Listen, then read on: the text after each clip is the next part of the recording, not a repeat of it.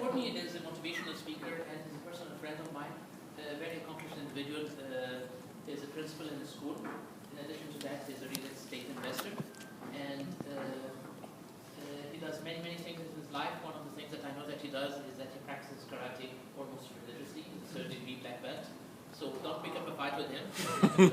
Oh. Right? But what you might like to do with him is to go to him and ask him to sign a book for you. Okay? And he would be more than willing to do that. If you do not receive a book, please let us know. At the reception desk, we have a few additional books that are available for you. All right? So, Courtney, you'll be talking to us about corporate financial fitness. And that's corporate financial fitness from both the employee perspective and the company perspective. One of the things that Courtney has taught me is that if your employees are happy, financially fit employees, they'll be better producers for your company. Now, before we do that, I just want to run a small survey very quickly. As a manager, have you ever had an employee who came to you and told you that I have some financial troubles? Have you heard that before? Okay, it does happen. Okay. Courtney will talk a lot about that. So Courtney, if you can please join us and take over from here, I would certainly appreciate this. Woo! Pardon me? He's teaching us. I don't know if you maybe you'd like to do one of the poems for us or something. At the end of the session, are you going to show us? Try. Yeah. You want to come up?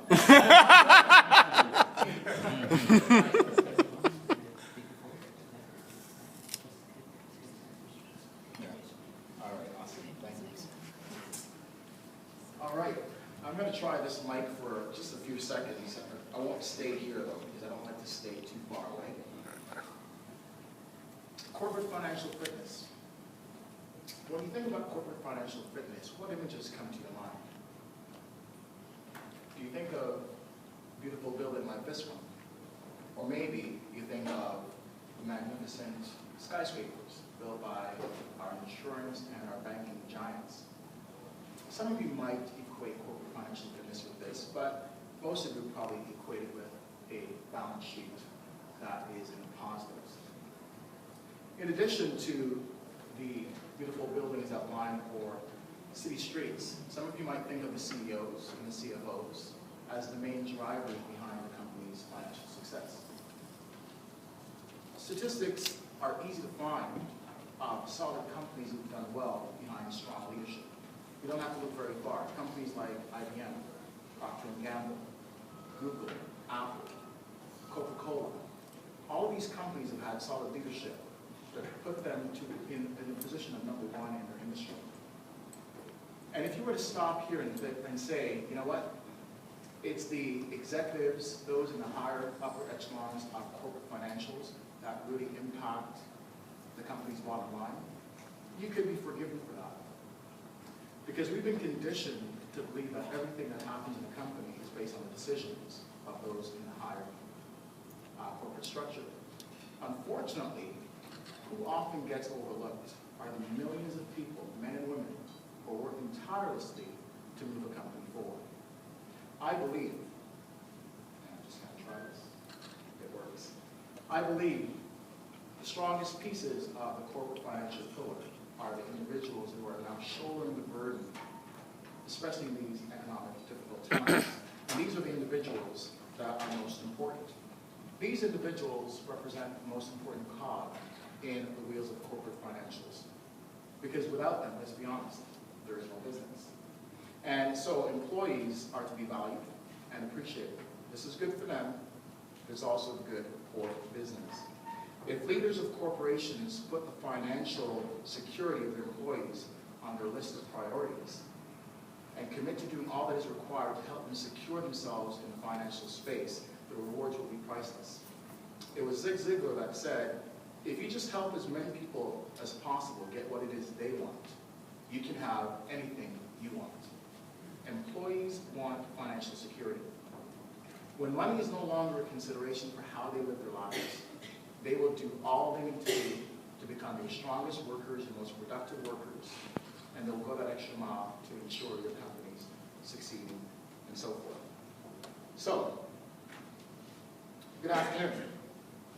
My name is Courtney Carroll, and as you probably know from Remy's introduction, I am not a businessman. I have no concept of the deep discussions that was led by the presenters here this morning. What I am and what I bring forward is 18 years of service in the educational field. Starting off as a teacher, moving from there to guidance, to vice principal, and now to principal of my own school. I've always wanted to lead. And when I became a teacher, I wanted to do more than impacting just the 30 in my class. I wanted to impact the hundreds in my building. But as many of you know, once you get into leadership, not everyone wants to be led by you. And why is that? Because as leaders, you sometimes have to make the hard decisions that aren't necessarily popular, but are necessary to move the organization forward. I have a very, very good school, but I can't take the credit for our success. Because the success lies on my staff, who are committed daily to do the best by our students, to ensure that our students are successful. So that is the educational side. Remy has mentioned that I'm an investor. My family knew nothing about personal finance, nothing about money management. And I've watched over the years, many of them fall into bankruptcies and so forth. And when you're closely associated with the people that you grew up with, that you live with, guess what? I learned everything about personal finance from them. And so for years, I made colossal errors in my financial judgment. Errors that set me back tens of thousands over the years. But fortunately for me, I was able to find a mentor in real estate investing that got me to change my philosophy and ultimately change my financial picture. Today, I educate others about the importance of financial fitness.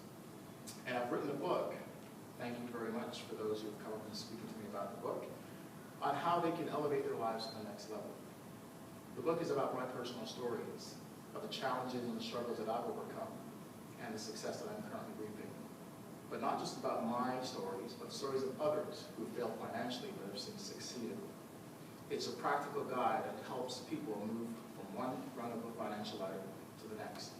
And I think it's a worthwhile read, so I do hope you enjoy it. Moving forward, I want to tell you quickly what it is I want to discuss today. Today I'm going to share 3 points with you. And the first point is looking at the number one cause of employee underperformance and how this impacts your company's bottom line. Many of you probably understand and know exactly what this is already. Some of you might be surprised, but most of you probably won't be. And secondly, how to reduce underperformance and attract and keep top talent for your organization. What if you had the means by which you could attract top talent to your organization and not only retain them, but have them go out and be your strongest recruiters of additional top talents to your organization? Would that set you apart from others in your industry? I'm pretty sure that most of you would agree that that would be the case. And finally, how to stand out and become that purple snowflake. A purple snowflake. Very easy. That everybody is attracted to. What makes you so different? What makes you the leaders in your industry? So these are the 3 keys that I wish to speak on. So let's go back to number 1. The number 1 cause of employee underperformance and how this is impacting your company's bottom line. Can I get just a show of hands, maybe some guesses? What do you think the number 1 cause of employee underperformance is in the workplace? Anyone? Bueller? Boredom. Okay?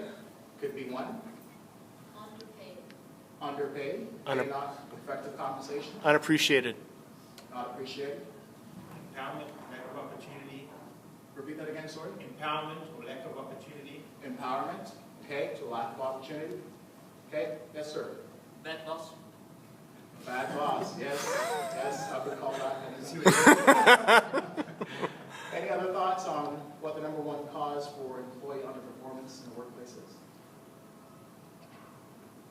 Okay, well, I thank you for sharing and getting involved in that. Well, the number 1 cause of underperformance in the workforce, as I said, some of you will not be surprised by the information, some of you might be. It's related to stress. Now, stress comes in all forms. Every one of us have it in our lives. Some of us have it from the very first minute that the alarm bell goes off in the morning. I don't want to go to that job again. Some of you have it when you get behind the wheel of the car because you know you got to travel across the city and it's traffic jams here and there. So stress, in some cases, can be debilitating, and in some cases, it can be really good. For those of us who are in the martial arts or in the sports realm, you kind of have a little bit of stress when you get into a bout with someone you're about to fight.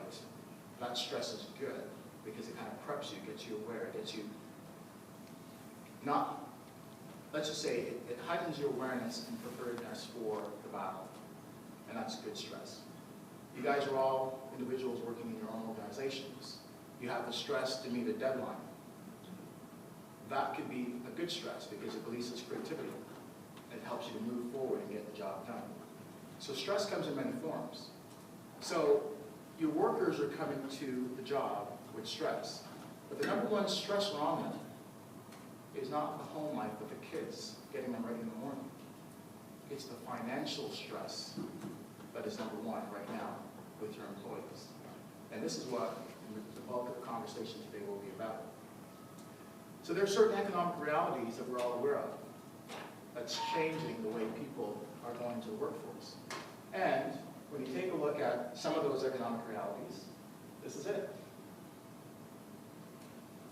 We're living in an environment of high unemployment, and we're seeing it not just in Europe. We've heard about what's going on in Europe. We see it on the television on a daily basis. Some parts of Europe, you're looking at unemployment rates in the 18 to 20% range. In the States, we're over 8%. We've been there for a while. In Canada, over 7%. High unemployment. And many of these individuals who are finding themselves on the other side of the unemployment line are finding that the jobs that they're now applying for, guess what? They're overqualified. And oftentimes, if they do get employed, it's at a reduced rate compared to what they were earning before. In some cases, 75%, 50% of what they were making. And that adds to the stress because even though you've lost your job, guess what? You still have to live. You still have a home to pay for. You still have food to prepare for your family. So those things don't change. So unemployment we're seeing at record highs. And we can only imagine that this is going to get worse. We've seen the last couple of years. And right now there is the sky is falling mentality that's happening in a lot of financial papers that are coming out. We're still yet to see what many believe is even a worse crash than we've seen from 2007. Whether or not that's true or not, I can't say. So that's one of the economic realities that's facing all of us, but your employees. Another area is over our heads in credit, over our heads in debt. We've become a consumer-oriented society. And this is by design. Our government say, you know what, we're a consumer-oriented society. We need to buy more. We need to stimulate the economy. No one's purchasing. And they're encouraging people to buy. And unfortunately, those who don't have the, let's just say the knowledge, the basics about finances, will go to any extent to keep up appearances so that they can live and be like the Joneses. Unfortunately, they're taking on credit and debt at record highs. In Canada right now, the household debt is greater than 150%. So basically that means for every dollar you're earning, you're spending $1.50. How is that sustainable? And so our lack of understanding, these are the new economic realities that are facing people in your workforce.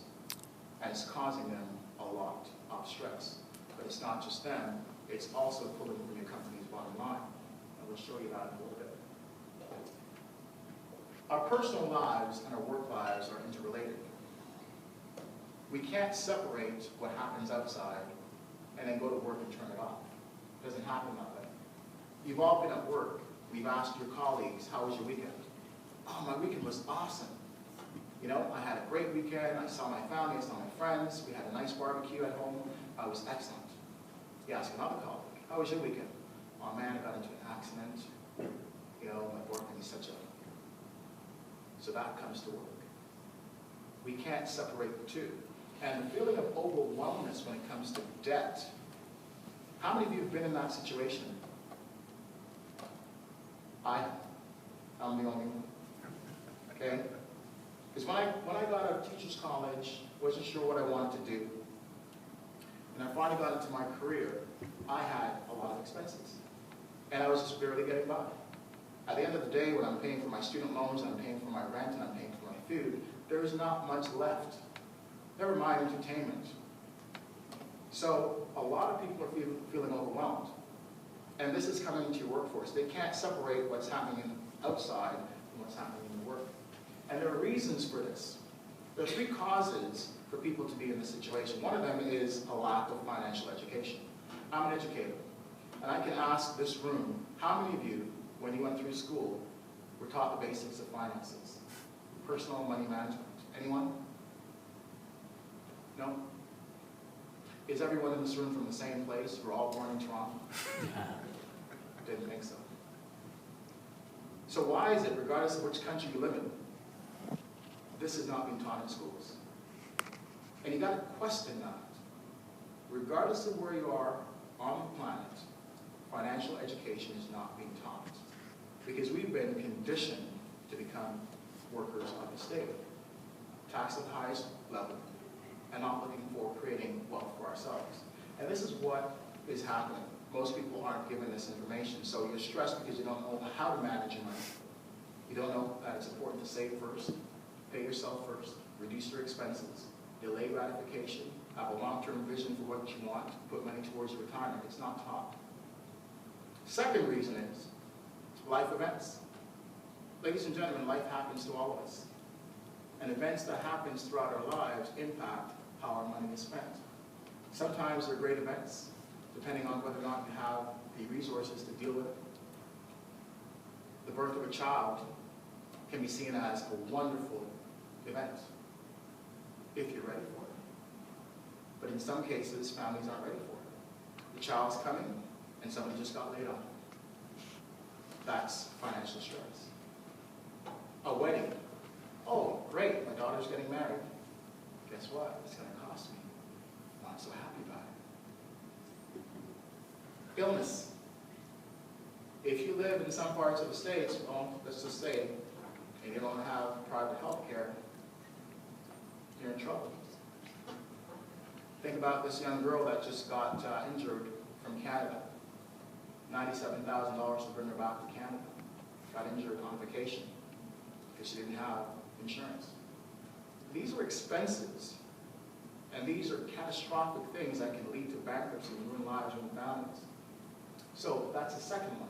The third reason that leads to a sense of overwhelmness is where people say, you know what, I just want to live for the moment. Life is too short, let's live it out. You have friends like that? I got a few. Right? Every weekend they want to go out to the clubs. And they're spending, trying to be the big roller. Well, you go ahead, you do that. I'm thinking about my future. Right? But delayed gratification has gotten a lot of people into this position because they never thought about the future. And now because they've got clawbacks in the sense of wage freezes, they're now over their heads and overwhelmed. And many of them, because they were thinking of immediate gratification, didn't have the financial 101 courses, and life events get in the way. They didn't think about their future. And so when it comes to RSPs and putting money away for their future, guess what? Nothing's there. In 2010, only 26% of those eligible to put money to RSPs did. 26%. And the median range for those investing money to RSP was less than $3,000. That's in Canada. You ask yourself, how far will that get you in those golden years, which are supposed to be your best years? Not very far.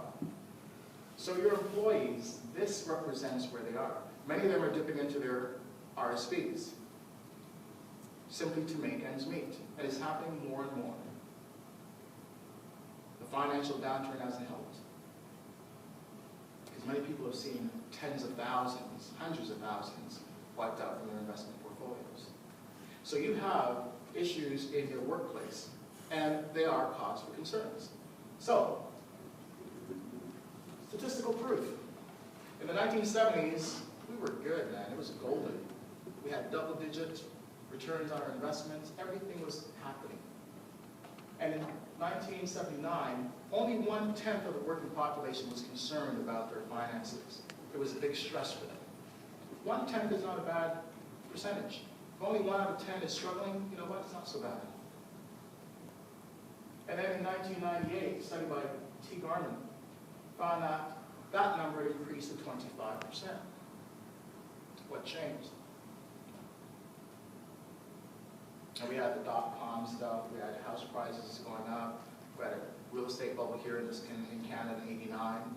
Because my family was part of that, lost the house, leverage debt too high. So 25% were now reporting that this was an issue for them. And then recently, a study by Desjardins Financial Services in 2007 cited 44% saying money was the #1 stress. That's huge. And that's right about the time of our financial meltdown. Do you think it's higher right now? We've seen what's happening in Greece and Spain. Austerity measures right across the globe. This is a serious concern for employees, for all of us. And so these are the statistical proof that says we're at a reckoning and we need to do something about it.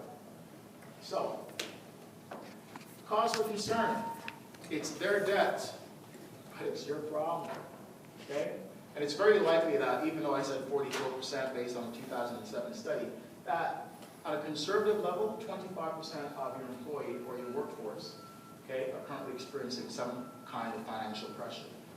Employees' personal financial concerns are eating away at your company's bottom line. How much so? Well, some of the statistics that I'm about to show you might frighten you a bit. If you are a business owner, if you are a CEO, CFO of your company, then these are numbers that you need to be aware of. So, impact on your organization. Financial stress leads to reduction in productivity.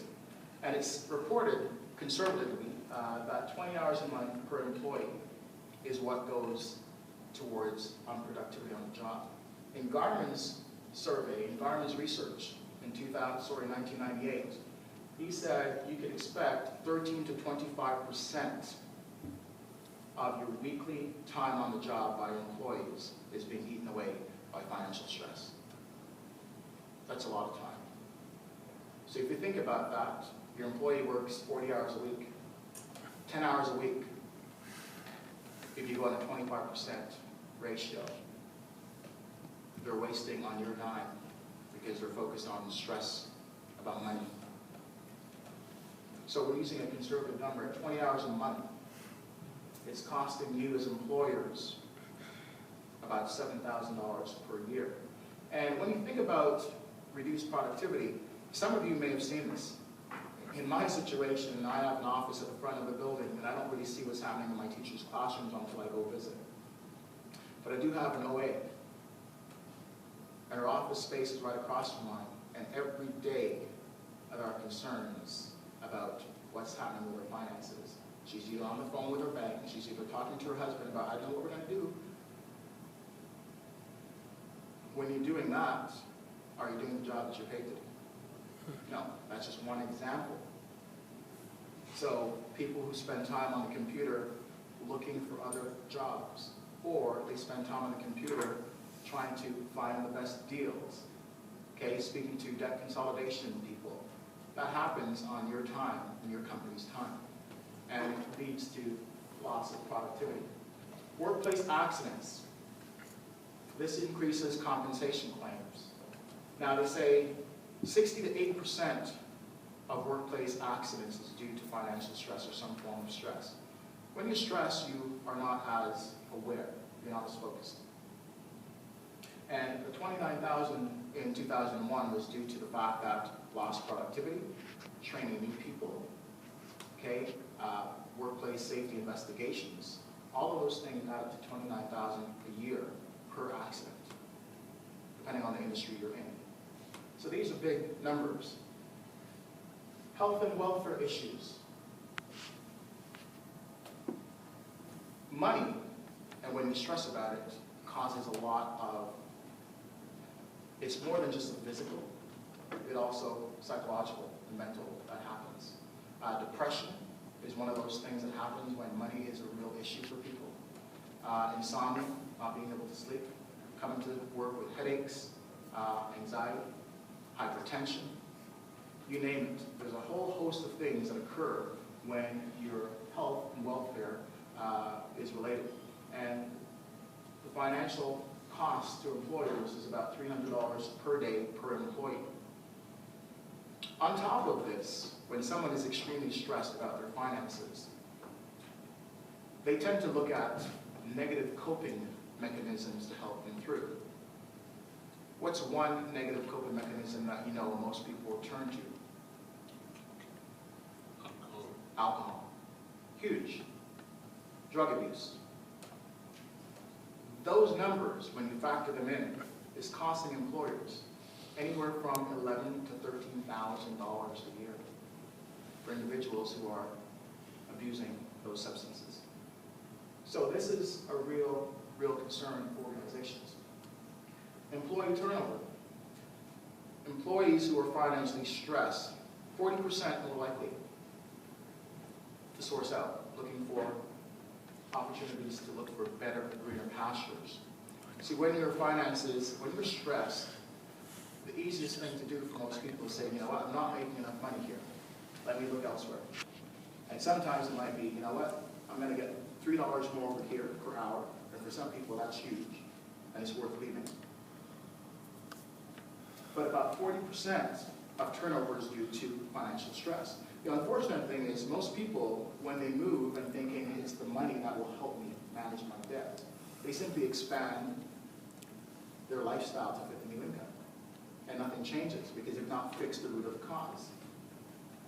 So turnover is huge, and it's costing employees or costing organizations a lot of money, $3,000 to $13,000, depending on how much you're paying your employees and so forth. And the final one is HR department distractions. Up to 10% of your HR budget is spent dealing with things that they shouldn't be dealing with. What might be some of those things? Helping clients fill out bankruptcy forms, getting calls from spouses about payments not being made, making sure garnishes are done correctly. All these things your HR department has to do when people are in financial difficulties, and that's taken away from their real job. So, how do we move forward? Because I've outlined the impacts. So how do we solve the problem? Because wherever there's a problem, there's a solution. And the key for you, for those who have organizations and are running your companies, is to make sure the solution is something that can stick. You're not looking for band-aid solutions. You don't want to treat just the symptoms. You want to treat the root cause. So, in order to do that, you want to attract and keep good people. And the first symbol here represents education. I'm an educator, I believe in education, and so do you. You've all gone through it. But we've got to educate our people. We've got to make sure our people have comprehensive benefits attached with what we do. So let's take a look at education and what that entails. We want the solution. We want to be able to have unbiased information given to our employees. And by unbiased, I mean you want to get outside professional sources to give your employees information. Employees want to be able to navigate the space of finances. They want to be empowered. And through proper education, you're giving them that ability. You don't want them to be codependent on you. You want them to be independent, to be able to make decisions on their own. So effective employee financial education should first teach employees how to manage their money.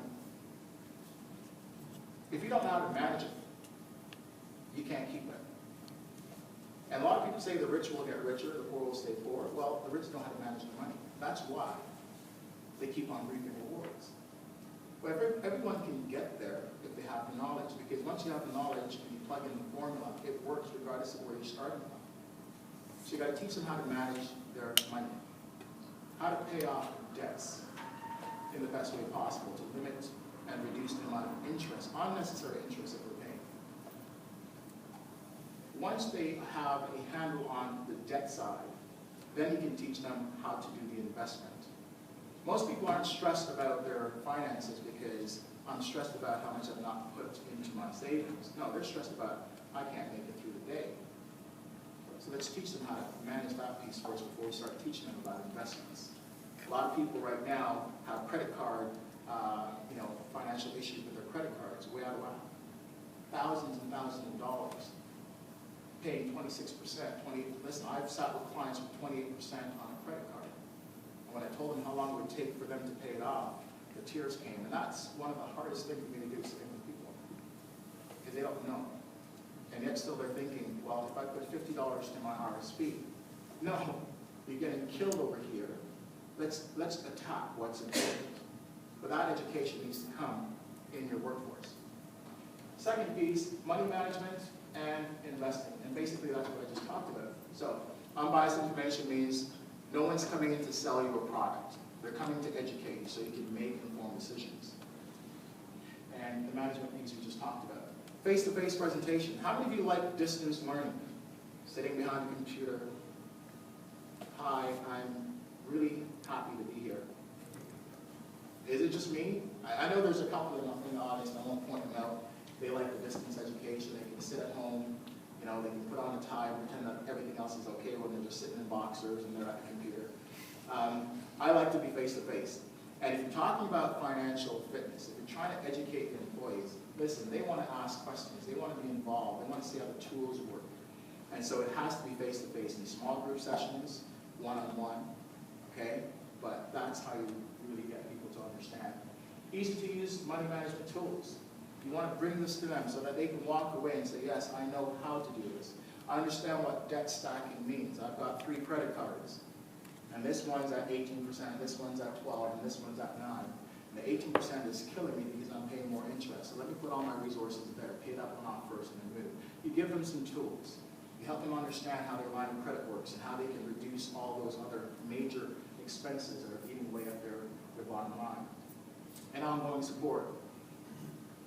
An effective financial education plan needs to have ongoing support. Your people need to know that they can call for support and that it will be there. You can't do a one-off presentation. I'm speaking to you here today, and then today you're gone. Well, what is there for them? Is there a newsletter that's going to come out? Okay? Are they able to go and have those small discussions with those professionals on an ongoing basis, maybe on a monthly or bi-monthly basis? What's the supports and structure? What are the supports that are set up for them? So ongoing support needs to be part of the plan. And we need to understand as well that everyone's at different stages of their work lives. Someone who's starting off in their 20s will have a different need in their 20s than someone who's 5 years away from retirement. So it's got to be tailored so we get them at different stages and we give them the information they need to be successful. So those are the solutions. The benefits of education. Well, it will lead to improved employee health. We know that. When you're stressed about money, it affects you physically. Ulcers, insomnia, fatigue, hypertension, everything that you can think of when stress is on the wrong side can have serious implications on your health. So at least improve employee health. And you want a healthy workforce. If your employees are healthy, guess what? They're not calling in sick every minute. Because each time an employee calls in sick, it's costing you. It's costing you to either to replace that person or to go without. And when you can't replace that person and have to go without, somebody else has to pick up the slack. And now they're stressed. And if they can't pick it up, guess what? The productivity that that person would have done goes out the window. So you're losing. So health is important. Increase productivity at work. When you're educated and you know, I've got some consumer debt, but based on the financial education program that I just went through, I know that in 3 years, by doing X, Y, and Z, I will have this debt cleared. And therefore, the stresses that I was caring of me because I didn't have a vision of where I was going to be 3 years from now. I don't need to care that anymore. So now I can focus on the job and do what I'm being paid to do. So that is important. Increased productivity goes up through the knowledge base that comes in. We talk about absenteeism. When you know that your financial fitness is secure, guess what? I don't have to skip work anymore. I don't have to be hiding at home because I don't want to be there. I'm in charge. My confidence goes up. Quality of my life improves. For those of you who have your finances in order, listen, life is good. But when you don't, guess what?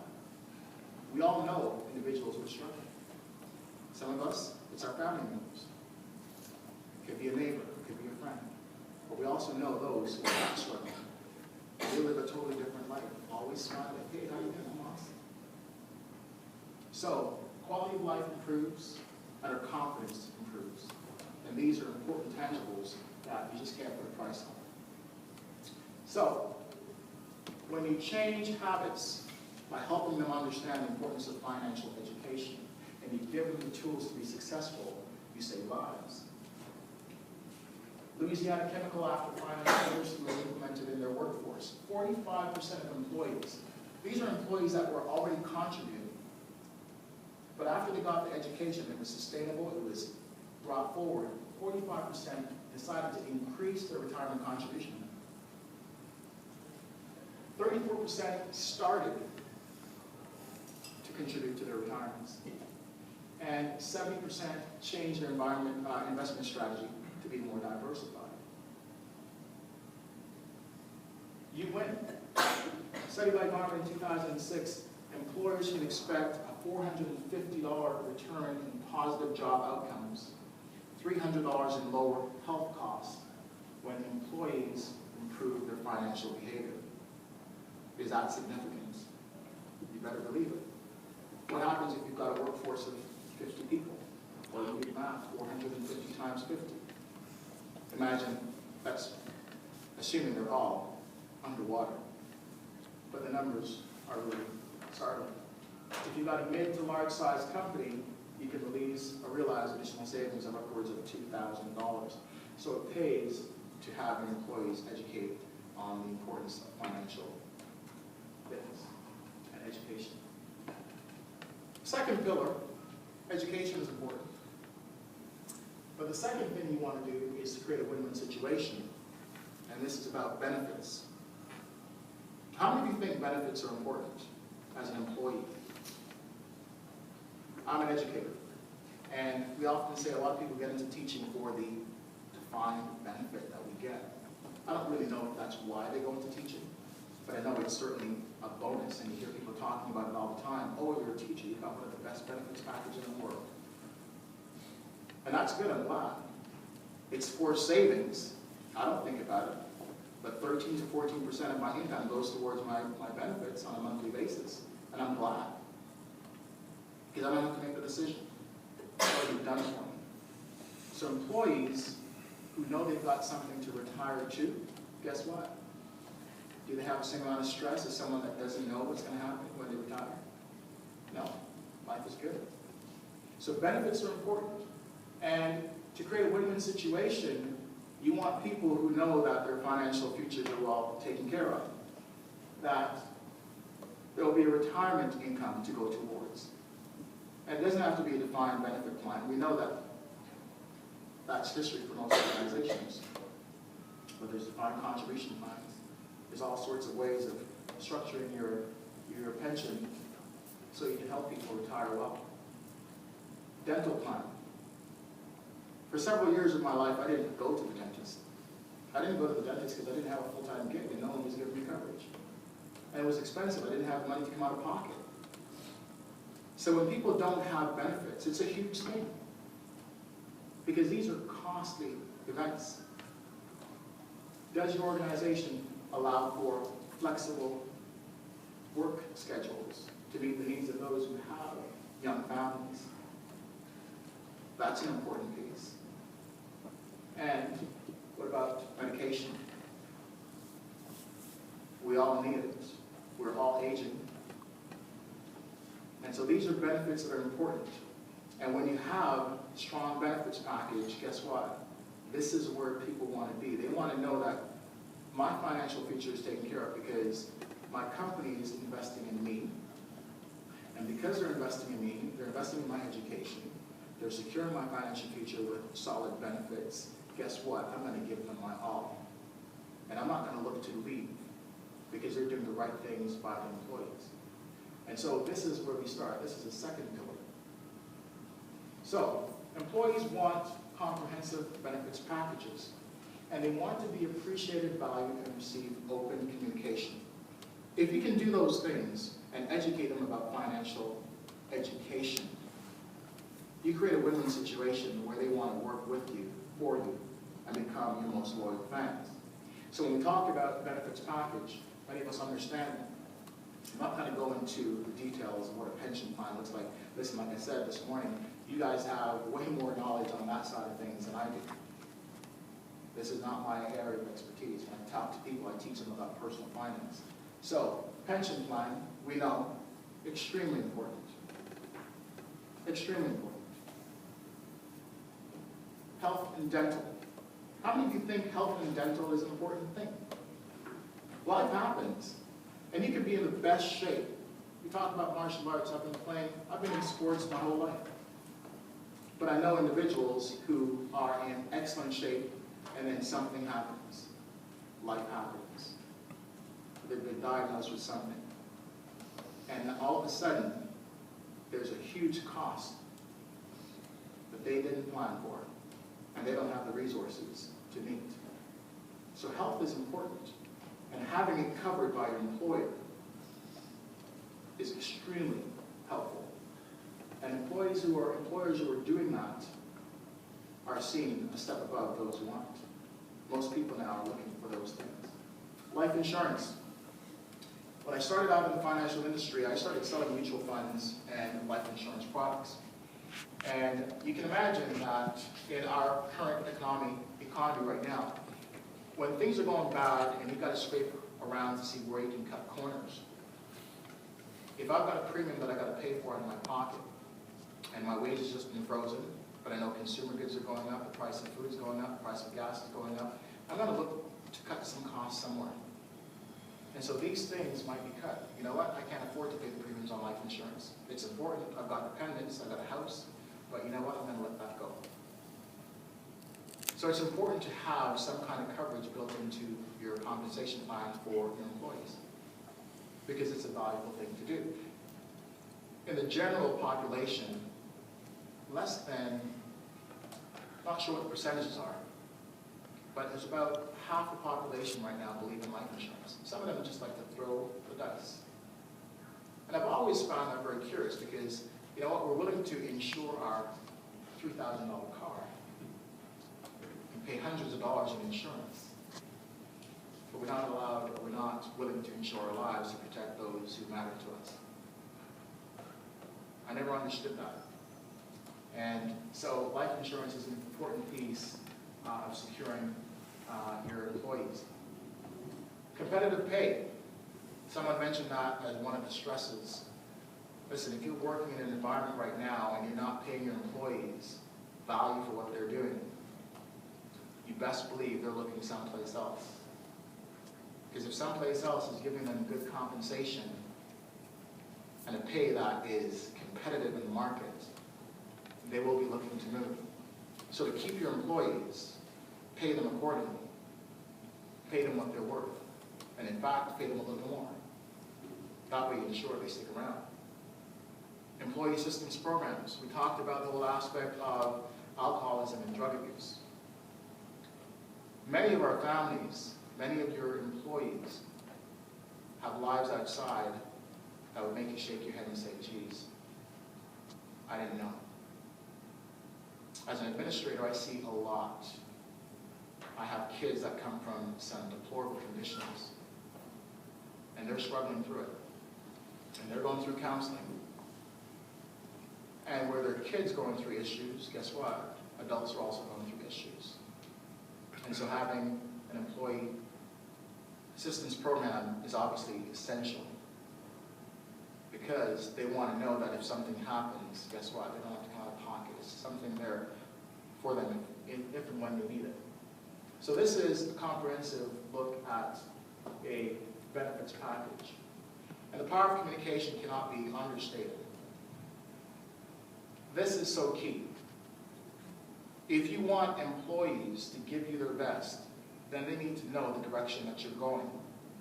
They want to be engaged. And engagement comes through open conversation about what you expect, where they're going, how the company is doing. Engaged employees love being in the space. They love to come to work. They love to interact with their colleagues. And they'll speak about your organization to others. That's how they bring other people to your organization. They become your strongest recruiters. You have to work for my company. They give me X, Y, Z when it comes to benefits. They give me competitive pay. They're educating us. They value us. Their employee appreciation once a month or once every 2 months, where we do things as a group. We're a tight-knit community.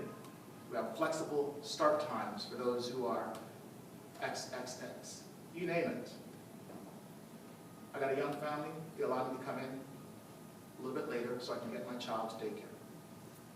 These are important things. These are the little intangibles that sometimes you don't understand how important they are to individuals. But the communication part is so key. How many of you have heard the phrase zoom zoom? Do you know where that comes from? Think of car. Mazda. Zoom zoom. Mazda communicates. Mazda's voluntary turnover rate is 5%. The average turnover rate for most companies is 21%. So what are they doing right? They're building capacity by engaging their people. If you work for Mazda after 3 months, regardless of the position, you get a car. Thank you. And in some positions, you get 2 cars. One of the things they do for customer appreciation, you know what, we're going to celebrate today, we're going to go to the racetrack. We're a car company. Let's put the throttle down, let's go for a run. How important would that be? How nice would that be to have a company do that for you? And I know some of you who don't have organizations, multi-billion-dollar corporation. Well, you don't have to have it. You just have to follow the model and do at your level what you can to engage your company. In 2009, Right Management survey of 904 workers found that 6 of 10 intended to look for new jobs in 2010. 2009, just a few years ago. If 6 people out of 10 in your organization are looking to move, is that a good thing? Because there's only one result that comes from that, and it's usually you've got to fold as a company and go bankrupt, because that's not sustainable. So what's wrong? Why are they moving? They're moving because they don't feel engaged. They don't feel part of the workforce. And the reason is, with all the turmoil that's going on in the economy, with downsizing, with wage freezes, with unemployment, I'm now working. I've got a spouse who got laid off. I'm in my job, and I saw 5 of my colleagues get laid off. My wage was reduced. I'm looking over my shoulder saying, am I just a number here? I've been here for 30 years. I got 5 years to go. I'm just going to come in and do the bare minimum. I'm not giving my full because I've seen what happens, and I'm not sure if I'm the next one on the chopping block. So engagement goes down. But if a company comes around and says, listen, we've had to make some moves, and yes, I know you guys are worried, but we're not cutting anyone anymore, and this is where we are, this is our bottom line, this is our projections, this is where that communication piece, people can start feeling a little bit more at ease and know that they're secure. In 2007, 2008, Towers Parent Global Workforce Study found a connection between engagement and retention. And this was a big study. 90,000 were in that study, over 86 countries. And they found a correlation. When you're engaged, 51% of engaged workers had no plans on leaving, and only 4% were actively seeking employment elsewhere. Those who were unengaged, 28% were looking for new jobs, and only 15% planned on staying. That's a huge contrast. Employees want to know you care. Unless you're communicating with them, unless you're letting them understand and validating them, recognizing them, celebrating them, they don't know. And they're looking at all the stuff that's happening around them, the uncertainties in the markets, and they're wondering, am I next? How secure am I? And when those things are over your head, guess what? You can't give your all, and you won't. So the last piece, how to become that purple snowflake. How many of you have seen a purple snowflake before? No one? It'd be quite an event, wouldn't it? Because you never forget it. I put it there simply because it means how to stand out, how to be that difference maker in your industry that others look to and say, you know what? That's the model I want to duplicate. That's the mark of true success. That's what the purple snowflake is. So how do we get there? Well, I'm going to share a couple of things. How many of you have heard of the Principal Best 10? Principal Best 10 is a ratings agency, and they've been around for the last 10 years, a decade now. And what they do is they rate the top 10 companies for securing employee financials. This year, they came out with the ratings in August, and I've included some of the findings here. I'm just going to share two of the, I call them the purple snowflakes, the standouts. And there's a whole bunch of different metrics that they use in order to pinpoint the top companies. And the companies range in size from anywhere from, I believe, 15 employees to several hundred. This company is one of the game changers, one of the purple snowflakes in their industry. Western National Insurance started in 1900. They have 374 employees. And their commitment is to benefits, improve engagement. And even with the downturn that you've seen, they've stayed true to that.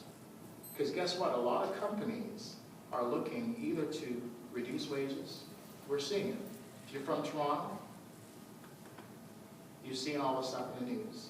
Pay freezes for public service, pay freeze for government employees, everyone.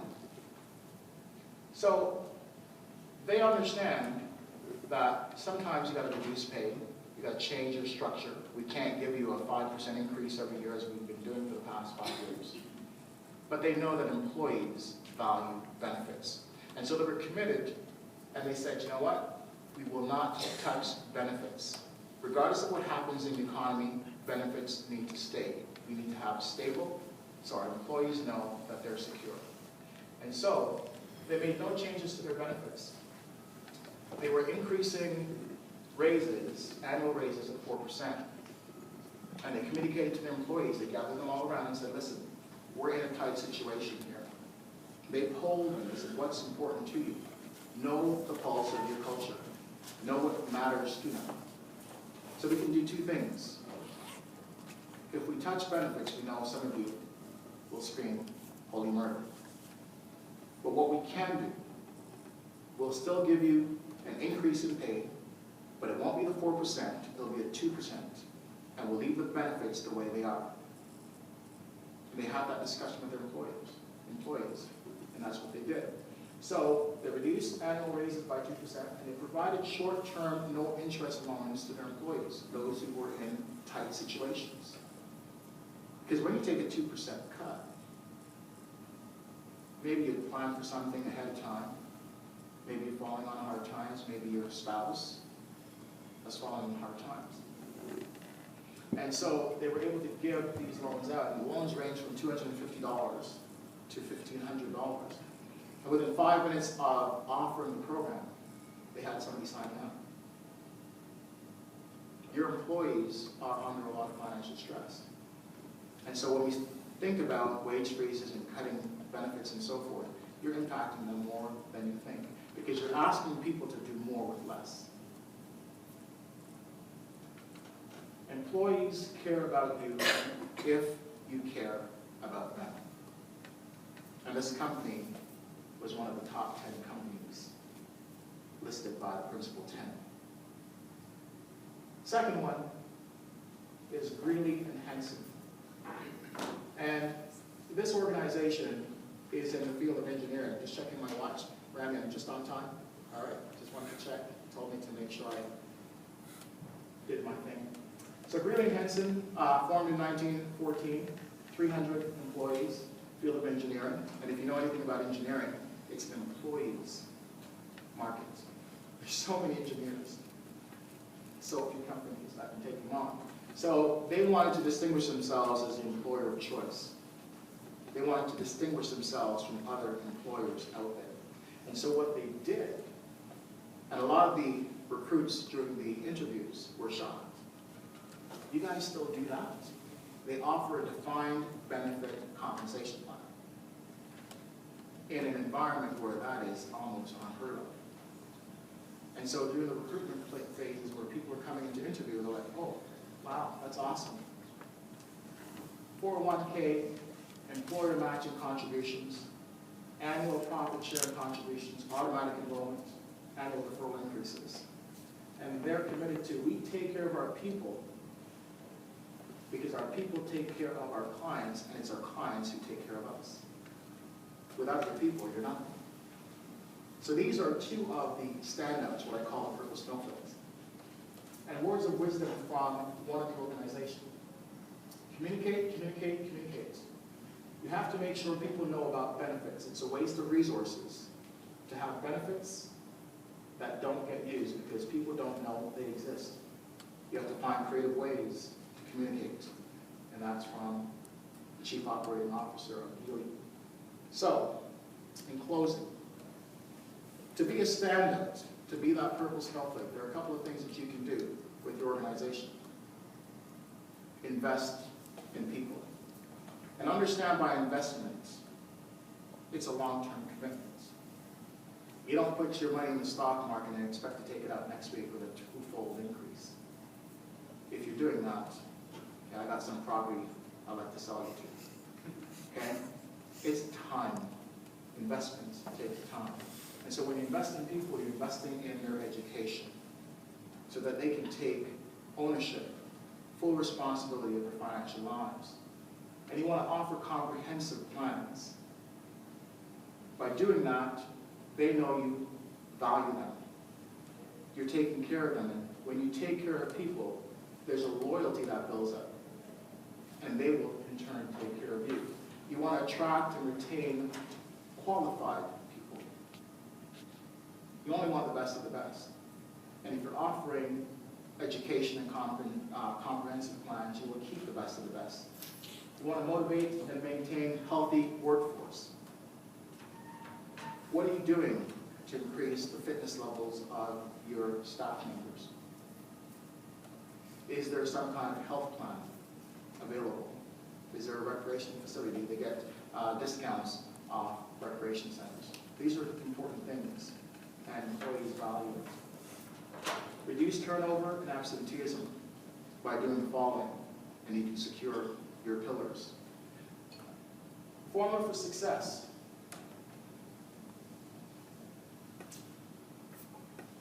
When you help your employees get their financial lives in order, when money is no longer a concern for how they live their lives, they will go the extra mile for you, and they will become your most loyal and raving fans. I thank you for listening.